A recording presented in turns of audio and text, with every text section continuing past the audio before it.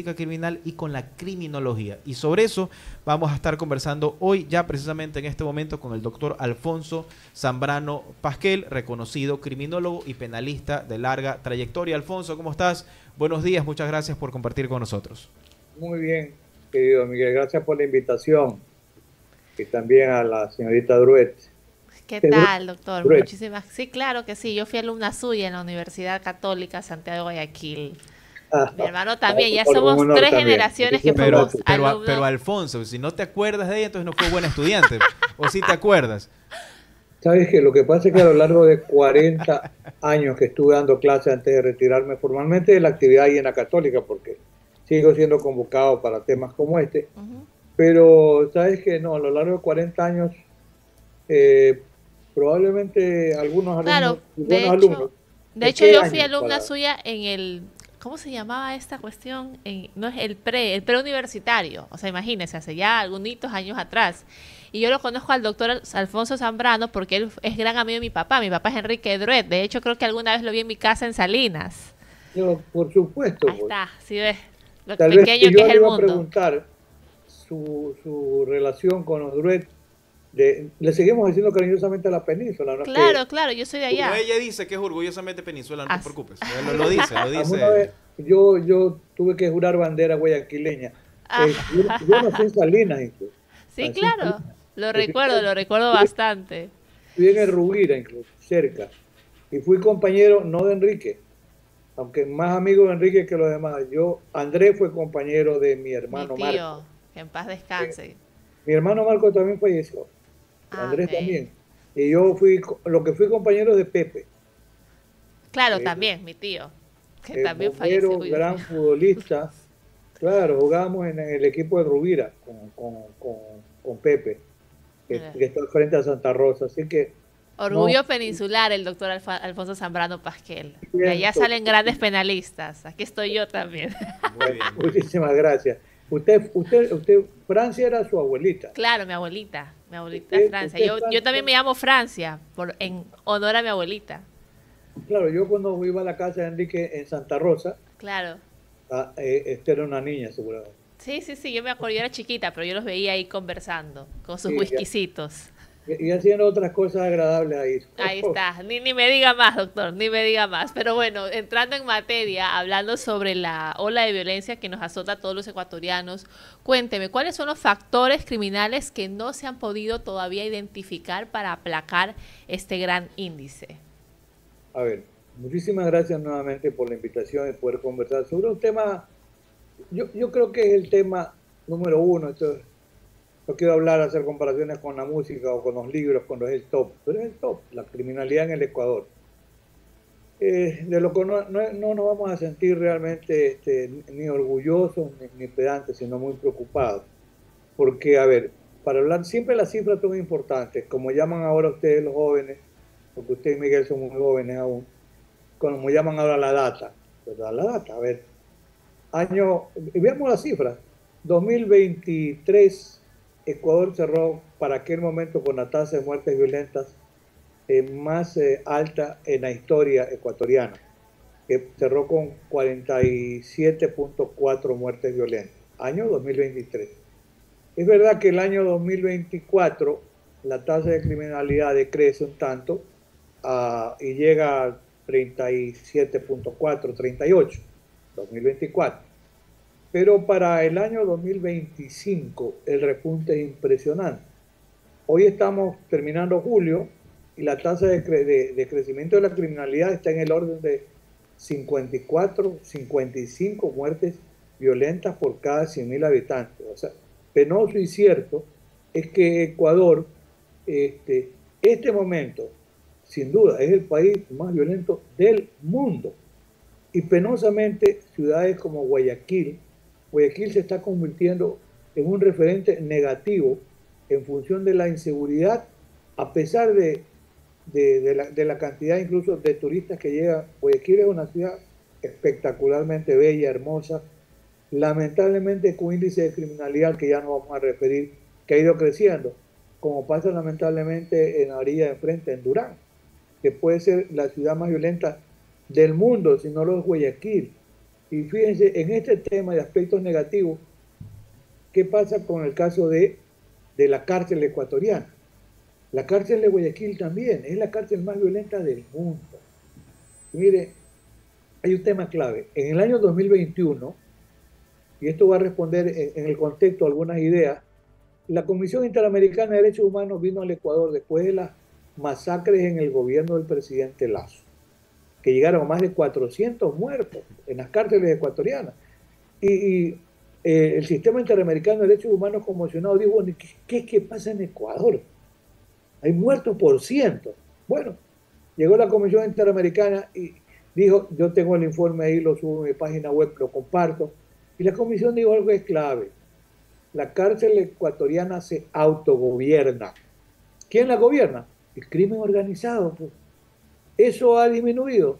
No, no, de ninguna manera. Ahí vamos entrando ya en territorio. A ver, es verdad, durante la administración del presidente Correa, en 10 años hasta 2016, cuando empieza había una tasa de criminalidad que bordeaba el 14 por 100.000 habitantes, fue bajando a 12, repuntó algo, y cuando los 2 últimos años la tasa de criminalidad no llegaba a 6 muertes violentas, 5.6, 5.8. Así cierra esa administración. Y luego hay un repunte de la criminalidad. Y, ojo, y no le echemos la culpa, por favor, a que desencadenante de la criminalidad es que se haya ido la base aérea de la base militar de Manta. No, esa era un FOL que llaman un punto de inteligencia, como yo llamo en términos, como dicen los militares, es una cabeza de playa. ¿Para qué? Tenían tecnología de punta. Les preocupaba más que la droga, servía para el avistamiento de la droga en alta mar. Pero era un punto de referencia ¿para qué? Para ver qué pasaba con la guerrilla colombiana. La base de Manta fue parte del Plan Colombia. El Plan Colombia demoró 20 años. Y hoy la FARC y el ELN, los grupos insurgentes, que en el fondo convirtieron en grupos narcoterroristas, es cierto. Después, ¿de qué vivían? Vivían de la droga, de la producción, que la compartían con los grandes carteles colombianos, los negocios y el arsenal de armas. Pero hoy los carteles grandes, como la FARC y el ELN, tienen solamente sectores disidentes, pueden llegar a 5.000, por ahí. Pero llegó a tener la FARC 25.000 efectivos y como 15.000 ELN, 40.000 efectivos, que era un ejército. Esa es la realidad. O sea, para mí el Plan Colombia, con el apoyo de Estados Unidos y gobierno y dinero colombiano, sí fue un éxito para desmantelar la guerrilla, no para la droga. En el último año, y esto tiene que ver con la criminalidad en Ecuador, en el último año, porque en esto solamente recuerdo lo que siempre nos dice cada 5 años Naciones Unidas, en los grandes encuentros. Los factores desencadenantes de la criminalidad, que yo digo, ahí están en la criminología causal explicativa o en la etiología social del crimen, ¿qué le dice? Que, a ver, condiciones de salud. ¿Y qué tenemos en Ecuador? Una asistencia hospitalaria terriblemente negativa, a los médicos los están chantajeando, extorsionando, no hay medicina, es la realidad. Situación de vivienda, hay un déficit, hay precariedad, trabajo, más de 500.000 personas están desempleadas en el Ecuador y sigue la tasa aumentando. Y educación, la deserción escolar es de cientos de miles. Y sobre eso, conversaba hace unos días con Nelsa Curvelo, que es extraordinaria. Nelsa está viva, tiene 85 años de edad, va a cumplir Nelsa 84. Nelsa fue candidata, ella nació en Uruguay, pero vive en Ecuador. Fue candidata 2 veces al Premio Nobel de la Paz. Una propuesta por la UNESCO. Yo no sabía hasta el día que conversé con Nelsa hace 2 semanas en un medio digital.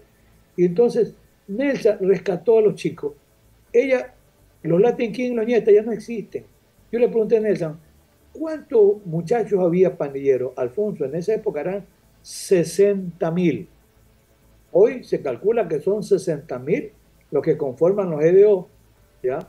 La policía tiene 55.000 efectivos y el ejército más o menos 45.000.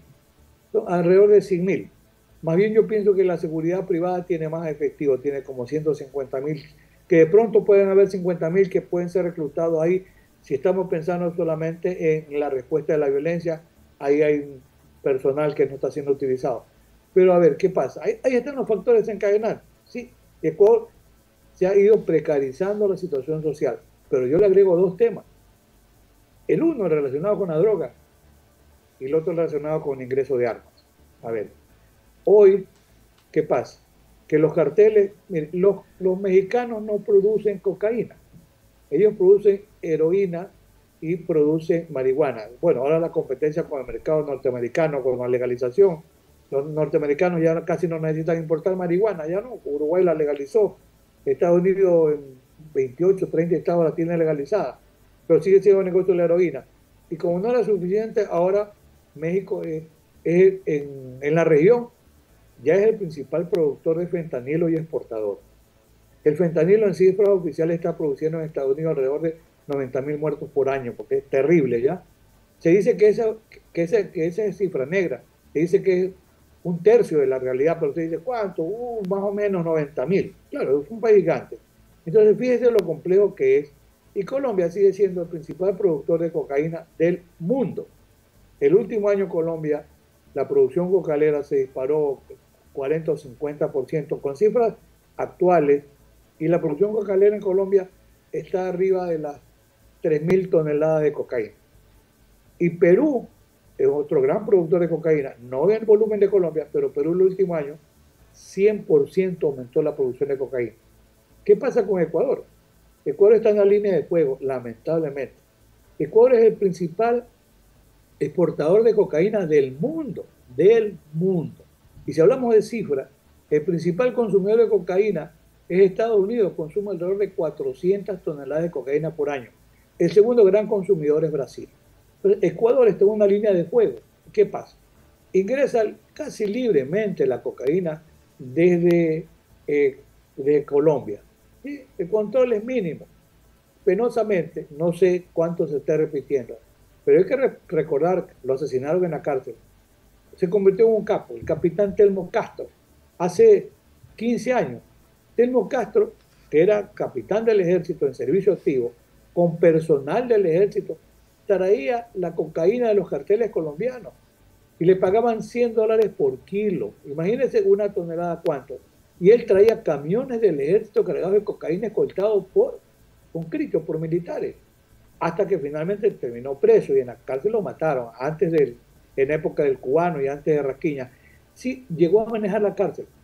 Mire, el problema complejo es que hoy Ecuador tiene, a más de estos factores desencadenantes de criminalidad, tiene factor de droga, tiene factor de armas. En el tema de la droga, los carteles hoy les están pagando, a ver, ¿cuál es la media de los 2 últimos años o 3 años de los alijos de cocaína? Porque a veces el señor Estado se autoaplaude porque dice, hemos confiscado, decomisado este año 300 toneladas de cocaína. Por la media va por ahí, 280, 270, creo que el año anterior rebasamos 300 y hoy vamos en esa misma línea. Pero bien, ¿cuánto es de la cocaína que pasó por Ecuador? Eso significa, asumamos que el 20%. Eso significa que si por Ecuador pasaron 2.000 toneladas métricas de cocaína, 300 se quedaron, 300 en el país se caen y 1.700 viajan. Porque una tonelada de cocaína en Estados Unidos tiene un precio de promedio $20 millones. En Europa, una tonelada de cocaína cuesta en promedio $60 millones. Y está llegando cocaína a Australia, donde cuesta $200 millones una tonelada. Entonces, el tema es complejo. Las organizaciones criminales, la 'Ndrangheta italiana, la Cosa Nostra, existen. Ahora hay otras mafias, como la mafia de los Balcanes. ¿Ya? Entonces, ¿es compleja la criminalidad europea? Sí, pero vive de este negocio. Ahora bien, ¿qué pasa? Antes pagaban los carteles mexicanos. Los carteles mexicanos son unos grandes importadores de cocaína, pero no la produce Colombia. El tema yo sigo revisando mucho material en el ámbito de información criminológica, y tienen tanta mano de obra en Colombia, tanta mano de obra de gente que puede cultivar el arbusto de coca y luego procesar la cocaína con todos los químicos que utilizan, que hoy Colombia se dé el lujo de empezar a exportar, primero, sembradores del arbusto de hoja de coca, y eso es terrible, y luego Colombia está exportando cocineros para que enseñen a producir la cocaína en México, en Guatemala, en Honduras, en España, en Italia. Esa es la dura realidad o sea, no solo se está exportando cocaína, sino también capital humano para producir cocaína y otro tipo de drogas a otras fronteras. Imagínense, ya, y no es que, ojo, no estoy defendiendo al presidente Petro, que parece que últimamente como que se ha deschavetado, no sé cuánto es cierto o no, pero mire, Colombia tiene un decomiso del hijo de cocaína. En 2 años Colombia ha decomisado, yo veo las cifras que están publicadas, como 1.600 toneladas de cocaína. O sea, no es que no se decomisa, pero Colombia, el nivel de violencia, y entramos en nuestra realidad, en la década de Pablo Escobar, en los años de Pablo Escobar, el índice de muertes violentas en Medellín era la ciudad más violenta del mundo, llegó a 350 muertes violentas por 100.000 habitantes. Hoy Medellín, pero eso ha significado 20 años de trabajo. Hoy Medellín tiene una tasa de muertes violentas de 14 muertes violentas. Colombia en general, 22 muertes violentas. México, 22 o 23. Brasil, 20. Y Ecuador se ha disparado arriba de 50 muertes violentas. Es decir, no hay, y dijo el doctor Miguel, bien, la criminología, ¿qué es lo que nos va a dar? Los factores desencadenantes de la criminalidad, ahí están. ¿Y qué es lo que se necesita? La política criminal es parte de la política del Estado, una política criminal. Si queremos llamarle una política criminal a esta de la guerra, es una guerra que está perdida. Y yo sí encuentro explicaciones porque así ha sido la experiencia en Colombia y en México. ¿Qué está pasando? A ver, ¿por qué? Veamos, 3 semanas atrás asesinaron a la pareja Briones Mendoza. Se dice que la señora Mendoza quería ser la reina del sur, una de las famosas novelas de Arturo Pérez Reverte, el gran novelista español, La Reina del Sur, que ha ido a la pantalla, ha ganado mucho dinero en la serie. Bueno, se decía que la señora quería ser la Reina del Sur, una pareja muy violenta, una pareja criminal. Los asesinaron hace 3 semanas y a la semana siguiente, luego ahí hubo 11 muertos esa semana, 3 más en Puerto Viejo. La semana siguiente se desplaza el nivel de la violencia a playas, en un billar, se mata incluso al hijo de un concejal y a personas que aparentemente no tenían ninguna relación con el crimen organizado. Y mire la respuesta que nos está dando lamentablemente el gobierno y la propia policía. Ya es repetido el discurso. Es que es un problema entre bandas criminales y es un problema en que lamentablemente hay víctimas colaterales.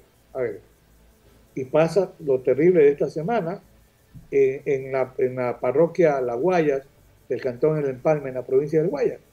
17 muertos acribillados por 10 sicarios, llegaron en moto y los mataron. Y sobre ese tema. Así es, doctor. La verdad es que es una pena porque básicamente Ecuador se ha convertido en el centro de acopio de la droga y de la fuerza laboral para producir la droga y exportar a otros países, y eso explica mucha violencia en nuestro país. Doctor, ¿usted qué opina sobre...? Yo creo que es un tema muy extenso, seguramente tendríamos que tratarlo en una segunda parte con Alfonso y comprometerlo para seguir tratando estos temas. No es la primera vez que con Alfonso hemos podido conversar sobre esto y sí, son temas realmente muy preocupantes porque yo insisto, en eso coincido con él, esto es una solución no inmediata, esto es un tema a largo plazo. A largo plazo, con una planificación de un sistema correcto de política criminal como parte de la política pública que debe entenderse así, pero sobre todo también tenemos que entender que las soluciones no son en 3 años, 2 años, 4 años. Va a depender, yo creo que un promedio, una curva, más o menos de unos 5 años, para comenzar a ir viendo poco a poco los escenarios existentes y trabajar mucho con los adolescentes infractores. Claro, o sea, aplicar una política criminal preventiva más que una reactiva. Vemos que ahorita existe un estado de propaganda, de decir endurezcamos las leyes, tipifiquemos más delitos, pero hemos visto, según la data, que eso no ha solucionado. O sea, tú puedes, claro, o sea, hay un sistema donde tú puedes fortalecer, ¿no?, el tema de la punibilidad, bien, mal, pero no puedes dejar de invertir en el tema social para tratar de en algunos años ir mejorando el tema precisamente de la criminalidad. Es tal vez la diferencia importante, no sé si coincides en esto, Alfonso, también conmigo. a veces miramos solamente al derecho penal, el derecho penal como el estudio del delito, y dejamos a un lado el aspecto criminológico, que es ver las causas por las cuales se producen los delitos. Y aquí es tal vez donde tendríamos que tal vez sentarnos un poco más en este aspecto de política criminal para plantear y tener una mejor sociedad. Alfonso, yo quiero comprometerte, esta no es la última invitación que te vamos a hacer acá, a que puedas permanecer con nosotros. Por tema de tiempo, obviamente tenemos que cerrar la entrevista, pero estoy seguro que contaremos contigo en una próxima ocasión. Siempre estás abierta a las invitaciones que se te hacen, entonces creo que sería prudente y conveniente volverte a invitar sobre estos temas. Con el mayor gusto, solamente quiero dejar dos ideas, que son importantísimas. Mira, Nelson Curvelo me comentó algo fuera de la entrevista. Hoy los carteles nuestros están reclutando en los sectores populares a los mejores estudiantes de escuelas y colegios, por si acaso. Y esta respuesta de estas 3 semanas es que el crimen organizado le está diciendo al Estado, el poder no lo tiene usted, lo tenemos nosotros, lamentablemente. Por esa razón, esta es la de los terceros, los daños colaterales. Está matando gente inocente porque está demostrando el crimen organizado, que el crimen organizado tiene armas, tiene dinero, y en este momento maneja lamentablemente el poder. Lamentablemente. Así es. Coincido plenamente con lo que ha dicho el doctor. Lastimosamente, estos GDOs están más legitimados incluso que la Policía Nacional. Es una tristeza decirlo, pero hay que trabajar para poder no perder esta pelea, no perder la guerra, sino poder la pelea real, no perder esto. Hay que seguir trabajando precisamente para tener una mejor sociedad en los próximos periodos, en los próximos días, de ser necesario. Alfonso, muchísimas gracias, sabes el respeto y el aprecio que te tenemos. A ustedes nuevamente y buenos días.